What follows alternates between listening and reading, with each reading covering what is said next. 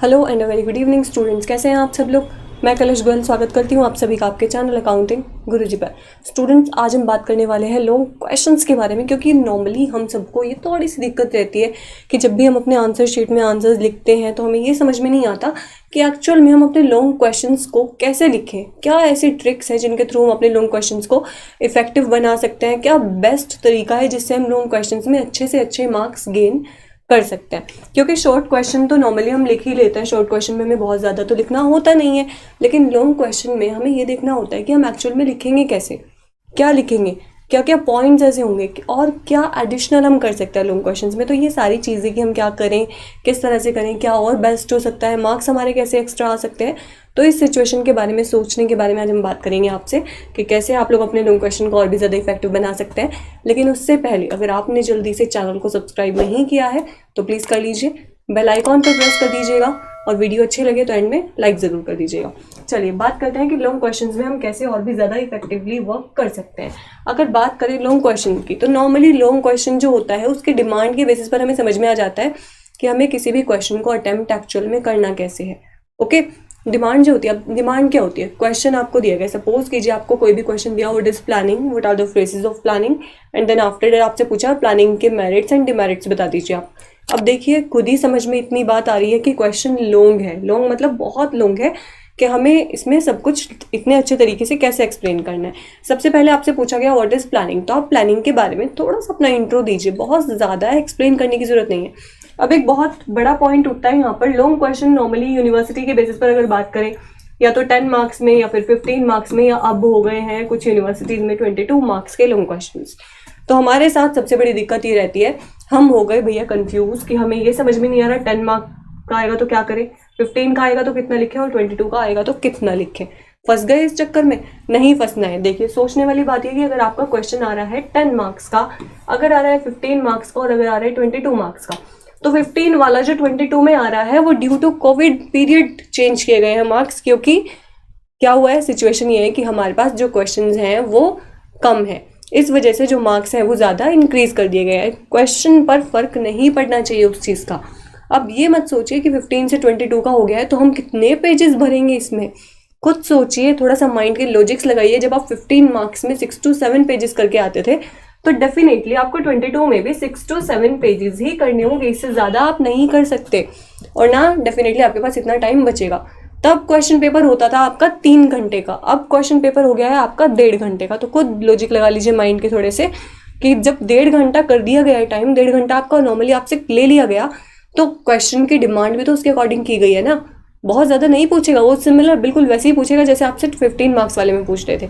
Okay, लेकिन फिर भी अगर ऐसा होता है कि कोई क्वेश्चन आपका 10 मार्क्स में आ रहा है या शॉर्ट में आ रहा है तो वो 7 मार्क्स में आ रहा है, तो उसमें आप कितना लिखेंगे, हम कंफ्यूज हो जाते हैं 7 मार्क्स वाले में। तो आप लोग 7 मार्क्स वाले में आपको 4 पेजेस करने होता है, 4 पेजेस से ज़्यादा करने की आपको ज़रूरत नहीं होती। 4 पेजेस में आपका 7 मार्क्स वाला क्वेश्चन ऑलमोस्ट जो है वो कंप्लीट हो जाता है। दूसरी बात, जब आपसे पूछा गया प्लानिंग क्या है, प्लानिंग का बहुत बड़ा इंट्रो नहीं देना है, हाफ पेज पे प्लानिंग के बारे में आप क्लियर समझा दीजिए। कोई डायग्राम बनता है कुछ समझाने के लिए या प्रोसेस आप कुछ कर सकते हैं शो, तो आप डेफिनेटली कीजिए। उसके बाद आगे आपसे क्या पूछेगा, सपोज कीजिए किसी भी क्वेश्चन में आपसे फीचर्स पूछ लिए गए। अब आपसे फीचर पूछे तो आप डायरेक्टली लिखना कोई ना शुरू कर देंगे ये फीचर है, बस भाई हमने पूरा पैराग्राफ में लिख दिया ये फीचर्स हैं। नो, फीचर्स को सबसे पहले आपको डायग्राम्स में एक्सप्लेन करना है। अब आपसे पूछा फीचर्स के बारे में, तो फीचर्स वाले पॉइंट को 1 पेज पे आपका डायग्राम आया, देन सेकंड पेज जो आपका बना फीचर्स का उसमें, और थर्ड पेज में भी आपकी जो है हेडिंग्स जो है इसकी आ जाती है, मतलब हेडिंग्स की जो एक्सप्लेनेशन है वो आप सेकंड और थर्ड पेज पे दे देते हैं। अब देखिए 1 पेज पे आपका इंट्रो, 1 पेज पे आपका डायग्राम आ गया, सेकंड पेज जो आपका थर्ड पेज है उस थर्ड पेज पे आ गया आपका जो इसका आपके पॉइंट्स जो थे उनका एक्सप्लेनेशन आपने किया। 4th पेज पे भी ऑलमोस्ट आपकी एक्सप्लेनेशन आ जाती है, क्योंकि फीचर्स के एटलीस्ट आप 6 to 7 पेज तो लिखेंगे, तो 6 to 7 पेज को एक्सप्लेन करने के लिए आपके पास जो वो होगा कॉपी में, अगर पेजेस की बात करें तो 6 to 7 पेज एक्सप्लेन करने के लिए आपको ऑलमोस्ट 2 पेजेस तो चाहिए ही चाहिए।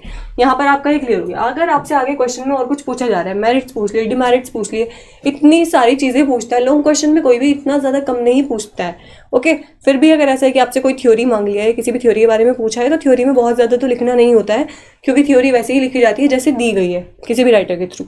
ओके, तो उसमें बहुत ज़्यादा लिखने की जरूरत नहीं है। लेकिन जो आपसे ट्रिकी क्वेश्चन पूछे गए, अब आपसे फीचर्स पूछे, मेरिट्स पूछे, डिमेरिट्स पूछे, उसमें थोड़े से अपने माइंड के लॉजिक लगा लीजिए।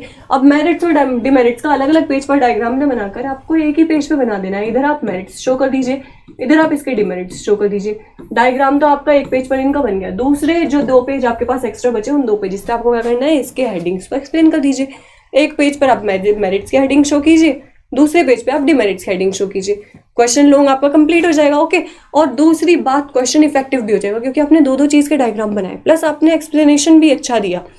आप इसमें और भी बहुत सारी चीजें ऐड कर सकते हैं। अब हम क्या चीज भूल जाते हैं, हम भूल जाते हैं कि किसी भी क्वेश्चन का मेन पॉइंट क्या है। प्लानिंग पूछ लिया, हम लिख देंगे पूरी प्लानिंग के बारे में, पूरी रामगाथा लिख देंगे, लेकिन जो मेन बात होगी उसको हाईलाइट नहीं करेंगे। ओके, ये गलती मत कीजिए। जब भी आप कोई ऐसी चीज को एक्सप्लेन करें, कोई भी ऐसा क्वेश्चन आप एक्सप्लेन करें, तो उसका जो मेन पॉइंट है उसको हाईलाइट बिल्कुल कर दीजिए, क्योंकि हाईलाइट करके एग्जामिनर जो है उसको समझ में आ जाता है, हाँ भाई आपको क्वेश्चन बहुत अच्छे से आता है। ओके, इनफैक्ट हेडिंग्स में भी जो आपके मेन पॉइंट्स है ना, उनको भी अगर आप एक्सप्लेन कर देंगे तो भी आपके लिए बहुत अच्छा होगा, क्योंकि मेन पॉइंट्स देख के ही आपको मार्क्स मिल जाएंगे। अंदर से तो रीड करने की जरूरत पड़ेगी नहीं, इनफैक्ट आपको तो डायग्राम देख के मिल जाएंगे वैसे तो, लेकिन फिर भी मेन पॉइंट्स आप हाईलाइट कीजिए, ज्यादा मार्क्स आपके गेन हो जाएंगे इस चीज से। दूसरा, प्रेजेंटेशन अच्छी हो जाएगी। तीसरा, लॉन्ग क्वेश्चन आपका और भी ज्यादा बड़ा हो जाएगा। ओके, तो इस तरह से अगर आप अपने लॉन्ग क्वेश्चंस को अटेम्प्ट करते हैं, कुछ ट्रिक्स लगा के, कुछ माइंड पे लॉजिक्स लगा के अटेम्प्ट करेंगे। डिफरेंस वाले क्वेश्चन भी मैं आपको बता चुकी हूँ आप कैसे अटेम्प्ट कर सकते हैं। डिफरेंस में आ जाता है तो आप पहले उसका मीनिंग दीजिए, देन दोनों के बीच में डिफरेंस क्लियर कीजिए। 2 पेज मीनिंग में गए, 4 पेज गए आपके डिफरेंस में, खत्म आपका डिफरेंस, और 6 पेज पे आपका वो लॉन्ग क्वेश्चन बन गया वो।